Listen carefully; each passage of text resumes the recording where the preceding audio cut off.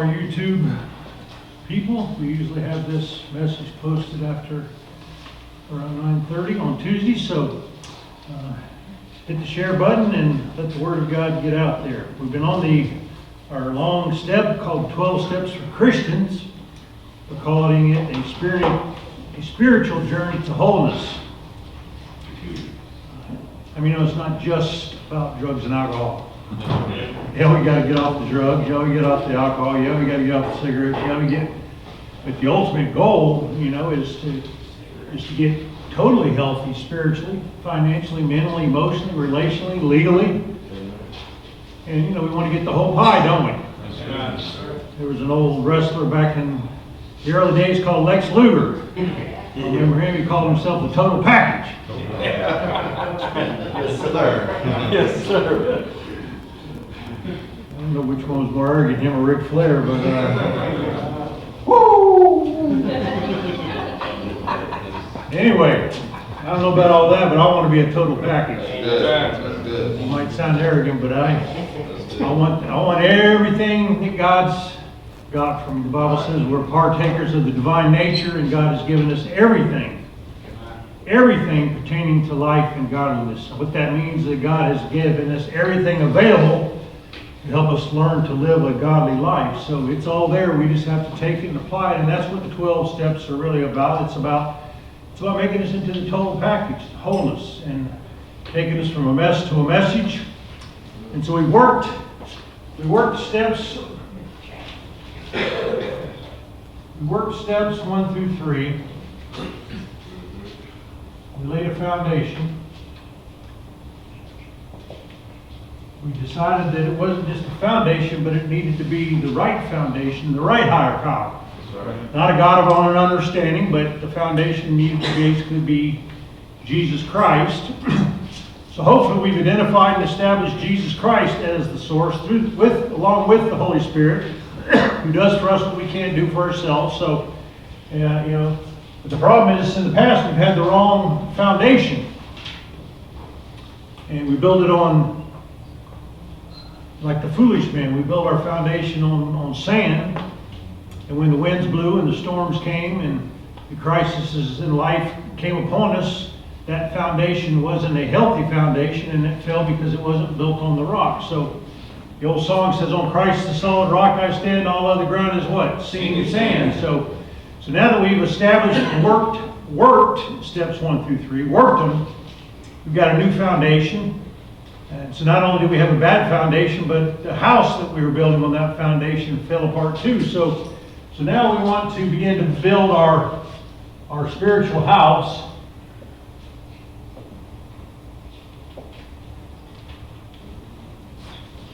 So the foundation caved, the house we've been trying to build caved, and now we're ready to build the right spiritual house. Like a wise man, like a wise master builder, Paul called himself. He said that we all have to be careful on how we build that house. We can build it with wood, hay, and stubble, inferior products, or we can build it with some really, really good products that won't wear out, and that we have to be careful how we build and what kind of foundation. So now we're ready to build the spiritual house, and we come to, which is 4 through 7. Steps 4 through 7. So step 4 says we made a searching and a fearless moral inventory of ourselves. Made a searching and fearless moral inventory to ourselves. So there's 5 major aspects to this. If you want to do an expository type teaching on it, made means it's our job, it's our responsibility. How many know it's our recovery? My mama can't do it for me, my daddy can't do it for me, my preacher can't do it for me, and even God can't do it for me. Only it's a joint participation. As I get serious and I'm ready to start building my house, then if I'm serious, God gets serious. I mean, when we move towards God, God moves towards us. Draw near to God, us first, and then God will draw near to us. Seek me and search for me with all your heart, and you will find me. So it's a joint participation where we make ourselves available and then God comes and does what only He can do. So made is a progressive word. It's, yes, we made it and we get to a point where we've cleaned up our messes and done things, but it's a lifelong thing. It's not just made, it's made and we keep making over and over and over again. We're going to always have to do an inventory, aren't we? Yeah. I'm real good at working everybody else's inventory, but I tend to think I've arrived or whatever and I forget and I quit working my own inventory. And that's where we get in trouble. So we made a searching and a fearless. Searching means a thorough, complete, far-reaching, deep searching, top to bottom, exhaustive, intensive or a ruthless, relentless, vigorous, rigorous, a morbid self-introspection or self-examination of ourselves. Does that cover it all? Yeah. And it's a fearless one. John 8:32 says, "You shall know the truth, and the truth will set you free." We keep thinking about the set us free part, but how many know sometimes the truth first will make you miserable before it makes you better? When I find out the truth about myself and who I really am, when I get rid of the denial and the defense mechanism and I get honest and do my own and I realize who I really am, I have to own it, man. I can be a monster. And that I'm not where I thought I was. And that can be painstaking when I find out the root. But the truth is the prelude to freedom. 2 times the pain of staying stuck where we are, doing the same thing over and over again, day after day, which is called insanity, looking for doing the same thing over and over again, the same way, except expecting a different result. That's just insanity. So sometimes we have to be really ready to face the pain. We said we have a garbage can, internal garbage can that's got all this stuff that we packed in there for years and years and years, and we've never dealt with all that, those character defects and that unresolved stuff, and it's just a bunch of stink in there. We keep putting the lid on there, sweeping it under the rug. Sooner or later, not if but when, somebody will knock your lid off, and you're going to smell, and you're going to stink, and you're going to have stinking thinking. So in my opinion, I'd rather take my garbage can over here, go through my garbage, keep what's good, throw out what's bad, do my moral inventory proactively so it doesn't have to get knocked over by somebody else. I mean, that's much easier. It's much easier for me to humble myself, take ownership, and do what I need to do first rather than somebody else do it for me. Amen? Amen. And so we got the pain of staying where we're at, and then the pain of saying, let's cowboy up, let's do this thing, bring it on. It is who I am, it's the reality. I'm tired of being sick and tired. I want to get healthy, I want to get whole, I want to be the total package. So what do I need to do it? I'm ready to go through the pain. So somewhere the pain of staying where you are has to become greater than the pain of what it takes to go forward. So it's a searching, fearless, moral inventory. We have what we call the search.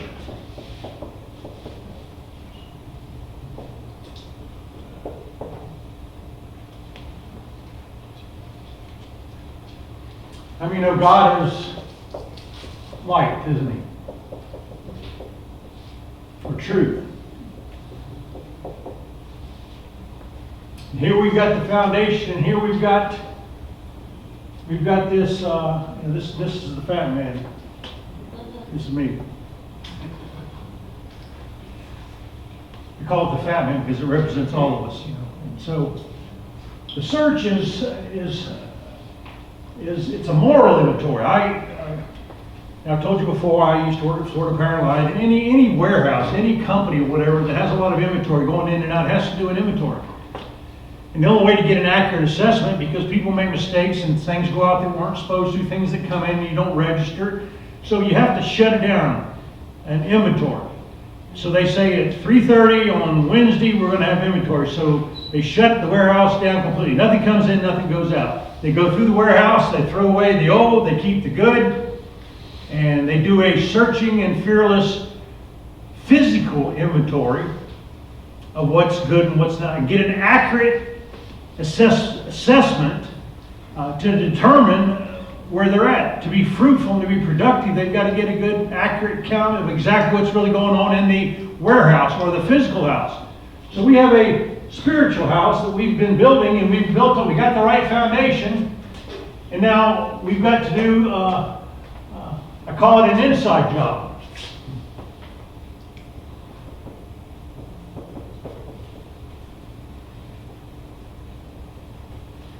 I mean, banks get broken into every now and then, and people say, oh no, we got the best bank in the world. It's, never been broken into, never been done. So if somebody was able to get in there, it had to be an inside job. Had to be somebody inside that did what no one on the outside could do. So our recovery is an inside out job. We take, like the Pharisees. Jesus said, you Pharisees first clean up the cup or the inside, the corruption and the moral, the problems, the character defects inside, and the outside will take care of itself. And you take care of the root, and the fruit's going to change, isn't it? Right. And so what we want to do is we want to get rid of the bad fruit, and so we have what we have character defects.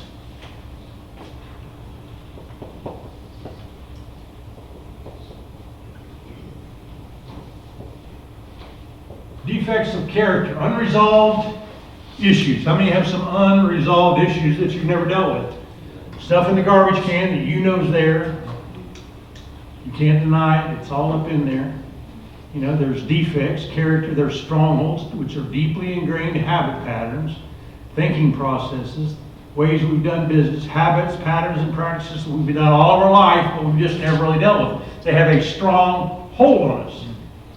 And so we've got to reverse that process. So the search is about bringing God's light, God's truth, down into our darkness, our unresolved issues. Like to say we've got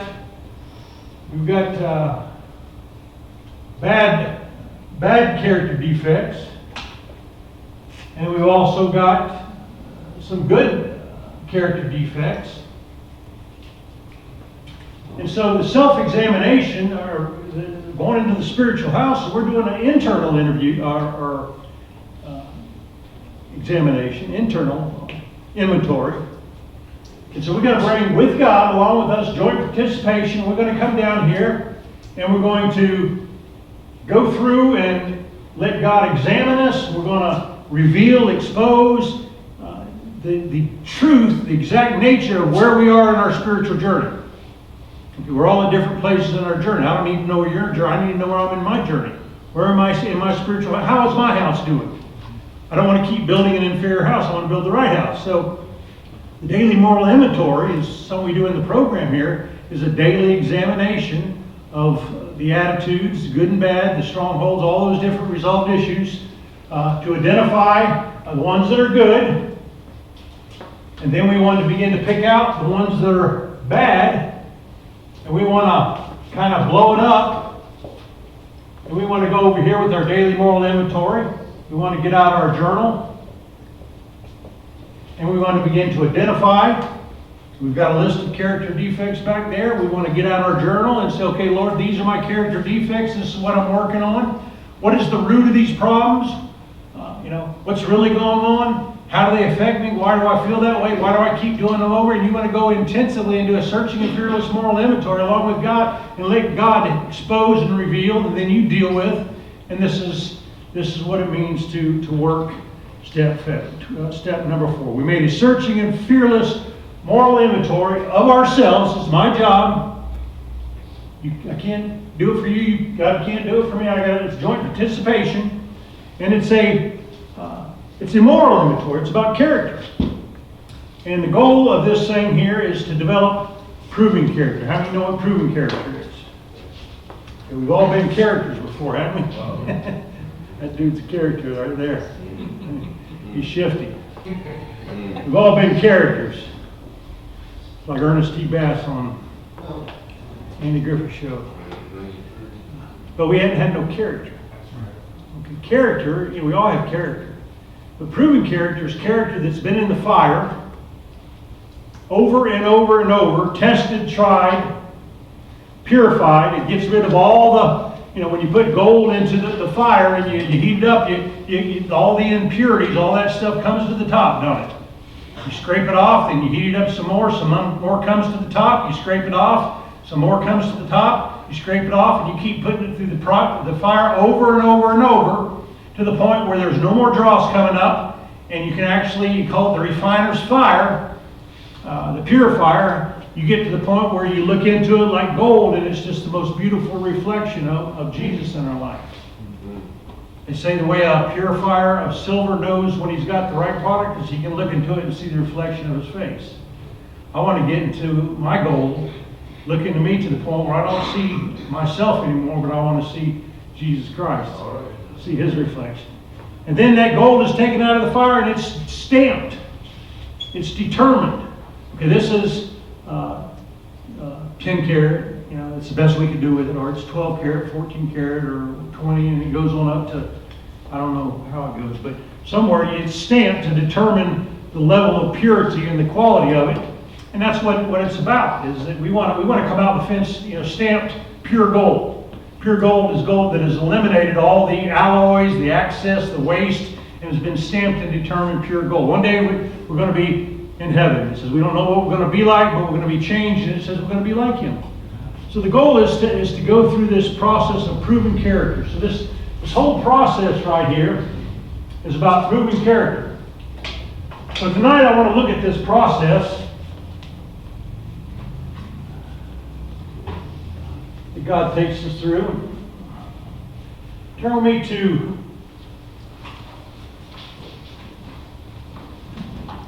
Matthew. Let's see.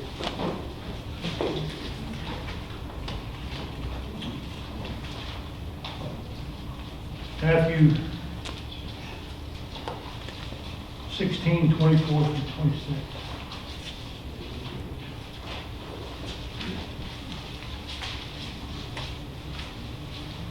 My fat man's going off the wall week.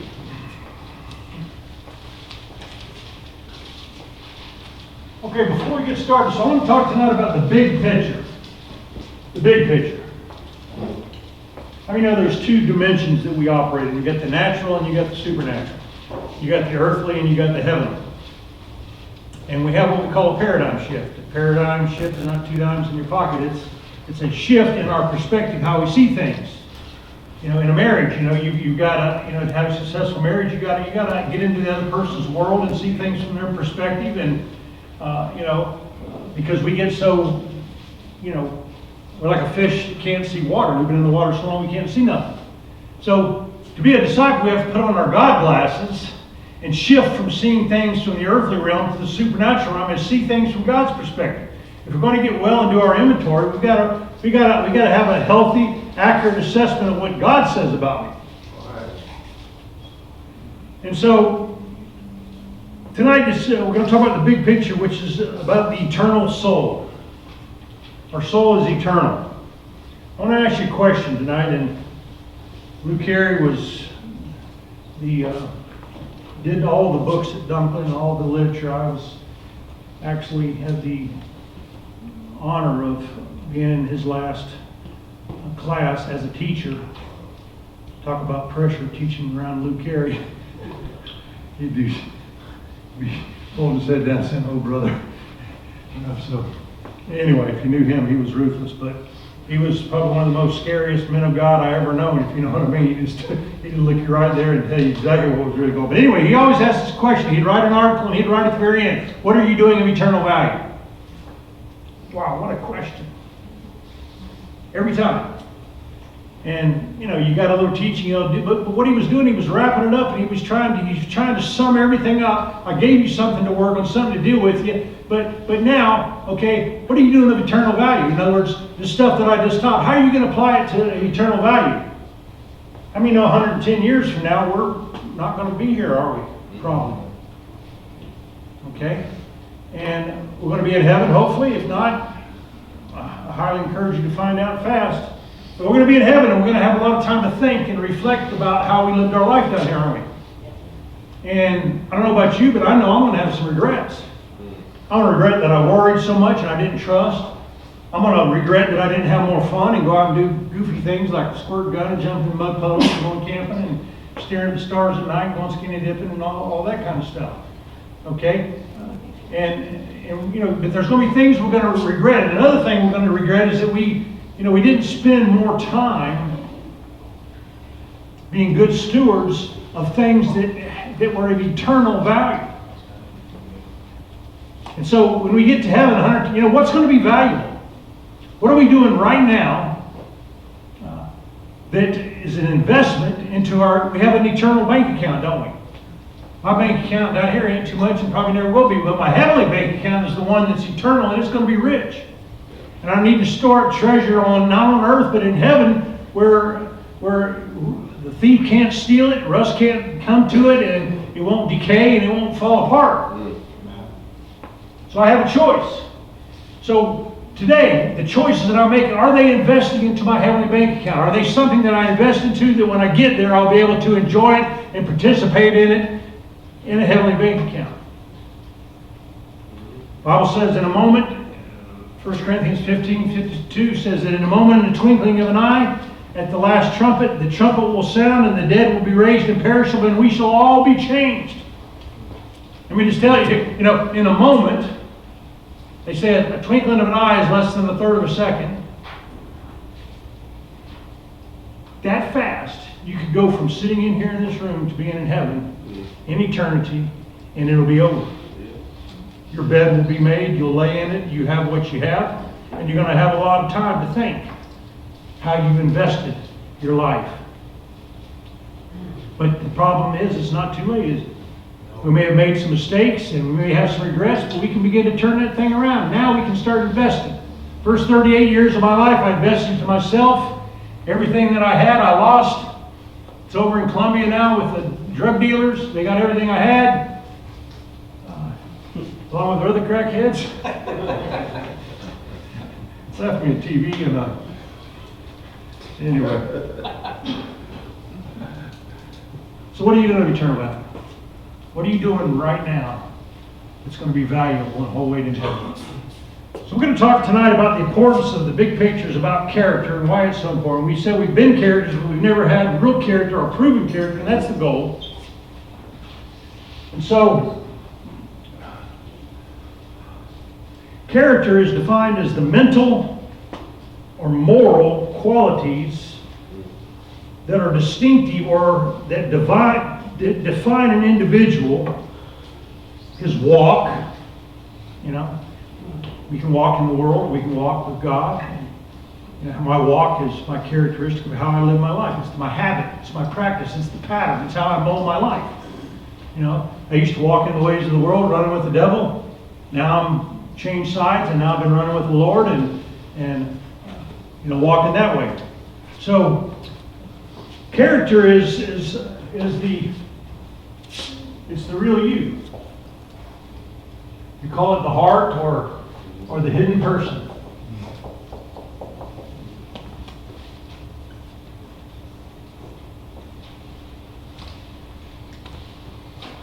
It's the real you. It's our soul. Our soul's made up of our mind, our will, and emotions.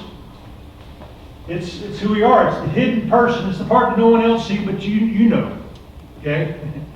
It's not the one that you're trying to make yourself believe. It's not the one that I'm trying to make you believe. It's who I really am. It's that person when I take off my masks, I quit being phony, take off the fig leaves, and take off the defense mechanisms. It's that person down inside that I lay my head down at night on the pillow and I have to live with. Character is who you really are. It's what you do when no one's paying attention, no one's looking. It's who you are in a hotel room when you can watch anything you want to. It's who you are when your taxes come due. It's who you are when you made a word to somebody and you can't keep it and can't follow through. Then you go back and make it right, and you look a man in the eye, and you give courtesy calls, and it's so integrity. There's a difference between integrity and character. Integrity is more of the choices that we make. Character is who I really am. It's where I am on my spiritual journey. And And so integrity is the choices I make on that journey. We've got a lot of control over our choices, but our character has to be changed. You can't just say, okay, I'm not going to, get angry. I'm not going to do that anymore. How many know what's in the well comes up in the bucket? The mouth speaks out of that which fills the heart. As a man thinketh in his heart, so he behaves or so he acts. So the belief system down in me is how I'm going to act and how I'm going to determine. So let's look at Matthew 16. This is one of my favorite passages. Jesus is talking about the big picture. How to get rich in heaven, how to invest in the heavenlies. I may talk about that next week. Part 2, big picture, investing into the heavenlies, how to get rich. How many like to get rich? Right way. So verse 24, Matthew 16:24, I'm reading out of the New American Standard. Then Jesus said to his disciples, those that were following him, his discipline followed, those that were serious, those that wanted to get well, those that are, quote, working this 12 steps, if we can just get kind of funny here. Those that were really trying to become the total package. He said, if anyone wishes to come after me, he must deny himself, take up his cross, and follow me. I love the Amplified. It says he must disregard, lose sight of, forget himself in his own interest, and take up his cross and cleave steadily, fastly to him, conforming wholly to his example in living, and if need be, also in dying. Wow. He just laid out the high cost of disciples. He says, if you're going to be a disciple and you want to keep going in this journey, you're going to have to be willing to pick up your cross, lay down your own agenda, your own dreams, your own purposes. Deny yourself, disregard, lose sight of all that. Pick up your cross and follow me. It means to switch sides and join his party, his team, and cleave steadily, fastly to it, and then conforming to his example and his way of life. Jesus was the role model, wasn't he? And he goes on and says, for whoever wishes to save his life will lose it, but whoever loses his life for my sake will find it. The Amplified uses bent on. How many of you ever seen somebody headstrong? They're bent on having their own way. How many, Krista, you got a young daughter. She ever get bent on having her way? Yeah. Huh? Once they get bent, it's kind of hard to unbend them, isn't it? What Jesus is saying right here, first he's talking about the high cost of discipleship. Then he says, whoever wishes to save his life, the word save is the word to play it safe. Okay? The pitcher in baseball is way ahead. So the coach runs out and says, all right, we got him beat. Just, don't give him anything to hit. Just, boxer, okay, you're way ahead in points. Just don't get knocked out, okay? You just coast. Play it safe. Don't get knocked out. That's what that means. Jesus says that anybody who is bent on that attitude of saving, hoarding their own life, playing it safe, I got what I need, I'm not interested in, I got me. Whoever is bent on that act will lose his life. That means the life here on earth. But whoever is bent on giving his life away, it's going to come back on him, isn't it? He's going to find life. He's going to find eternal. We know the key to life is to give life away and it comes back. Then in verse 26 is the big one. Probably one of my favorite verses in the Bible. It says, for what profit or what benefit is it of a man if he gains the whole world? Just suppose you were able to say, you now can be Lord and Master of the entire planet. Everything belongs to you. You gain the whole world. Have the most beautiful wife, the best car, the best house, best jewelry, the best everything. What good is it to gain all that stuff and then in the end forfeit your soul? He goes on to say, or what will man give in exchange for his soul? In other words, what can be more important than the eternal soul?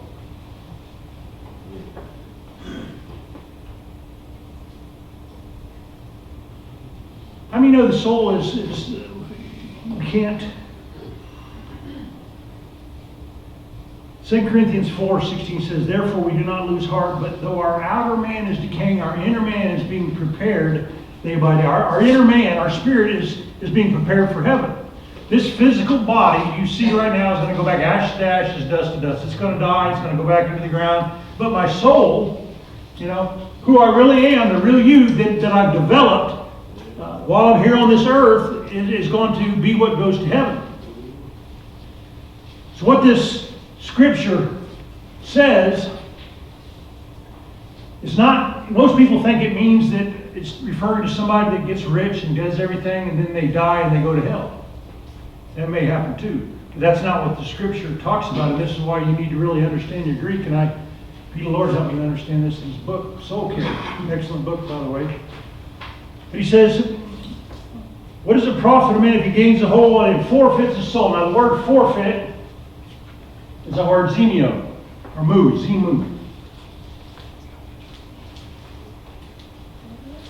It means damaged, suffer loss, to be destitute or spiritually bankrupt, or underdeveloped or alienated.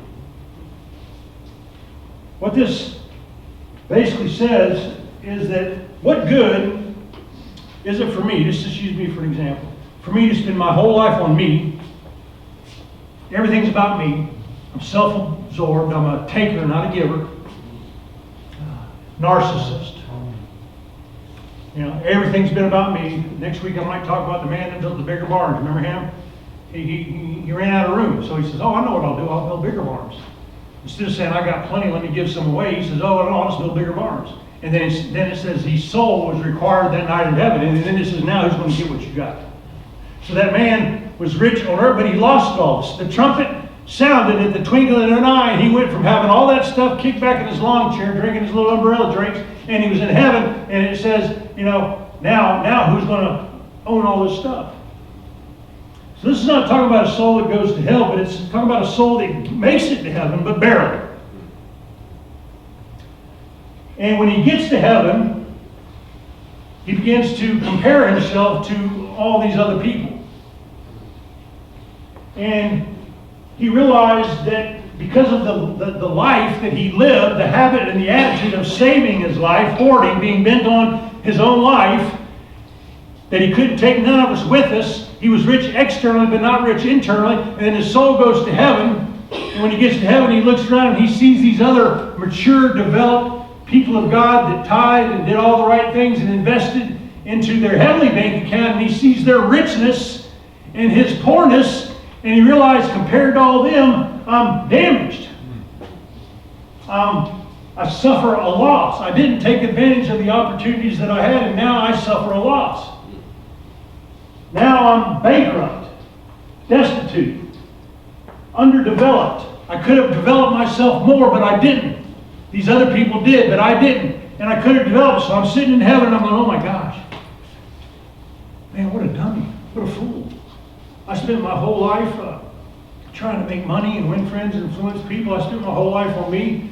All that stuff died. Now I'm in heaven, and now I'm poor. I'm spiritually bankrupt. I'm alienated. The word is for word refers to a black sheep. In other words, he gets up to heaven and he sees all these other sheep over there that are developed or whatever. And he's the sheep that is separated or alienated from the rest of them. He's underdeveloped. He's dysfunctional. He's suffers loss, and he's been damaged, and now he can't just play with all the other reindeers. Are you with me? So it's saying there, well, what can be more important than the soul? In other words, he wants you to stop and think right now that the reality is you're going to be in heaven one day. All of us. The Bible says that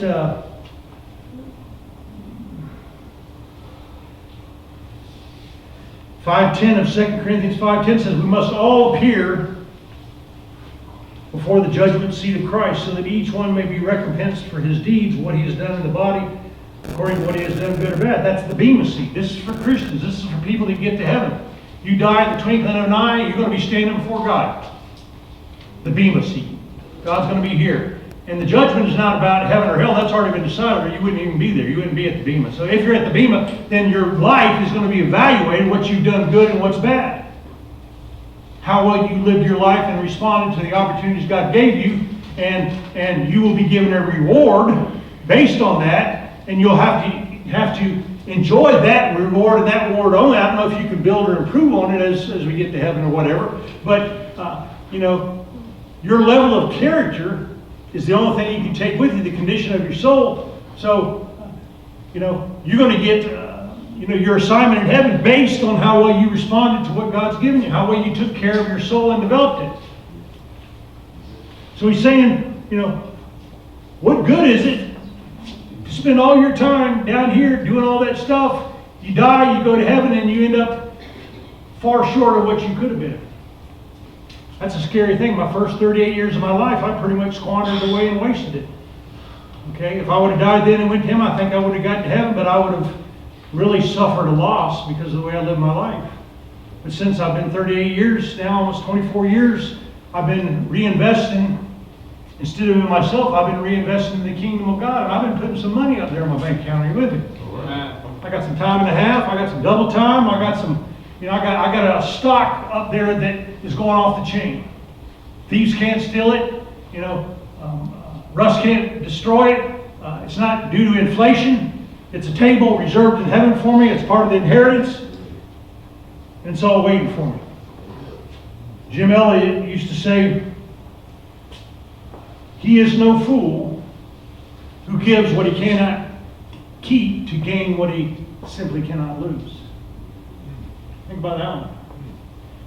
You are no fool. He was a guy that went with his family. There was 5 families that went to Ecuador, into the jungle. They left all the families behind and said, "Pray for us, we're going in." And they would fly around in a plane for weeks dropping food off. People had never even seen a plane, they didn't know what it was. All they knew was they were getting food, so they were stirring up the pot a little. And so they said, "Okay, we're going in," and they never came back. They actually were martyred, killed, all 5 of them. And his wife quoted a saying, I think, out of his journal. It says, "He is no fool who can give who gives what he cannot keep to gain what he simply cannot lose." He knew he was going to cost him his life. They probably knew it was a one-way trip, but he figured, what it doesn't matter, So I die. I'm going to go to heaven, and I'm going to enjoy. So, what good is it for me to continue to keep my life? So he had this vision of just laying down his life.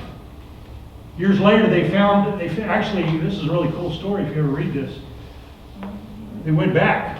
Other people went back. And they finally stumbled on this same tribe that martyred them. They said, "Oh yeah, we remember." After they got, straightened out a little bit. And one of them said, "Yeah, I remember that day." He says, "Matter of fact, I was the one that threw the spear right through his heart." And he says, it was either right before he threw the spear or whatever. He said that we all freaked out. The reason we got so freaked out is because they turned into like angels right in front of us. As we were killing them, they were turning into angelic beings right in front of them. And he says that is what changed my life, and he became a born-again Christian. So anyway,